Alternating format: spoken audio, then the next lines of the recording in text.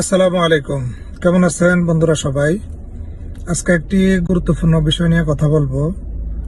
Saudi গেজেটে গত 2-3 দিন আগে প্রকাশিত হয়েছে, বাংলাদেশ থেকে যারা এখন সৌদি আরবে আসবেন টিকা দিয়ে আসতে হবে। এখন প্রশ্ন হলো কার কার টিকা লাগবে।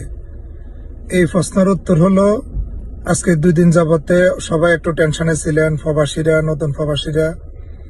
গতকাল রাত্রে সৌদি গেজেট ক্লিয়ার করছে, যারা ওয়ার্ক পারমিট বিষয় আছে তাদের কোনো টিকার প্রয়োজন নাই, এবং যারা নতুন করে আসবে প্রবাসী কাজের উদ্দেশ্যে তাদেরও টিকার কোনো প্রয়োজন নাই। টিকা কার লাগবে? যে নাকি ওমরার বিষয় আসবে, ভিজিট বিষয় আসবে সৌদি আরবে, ওদের টিকা দিতে হবে।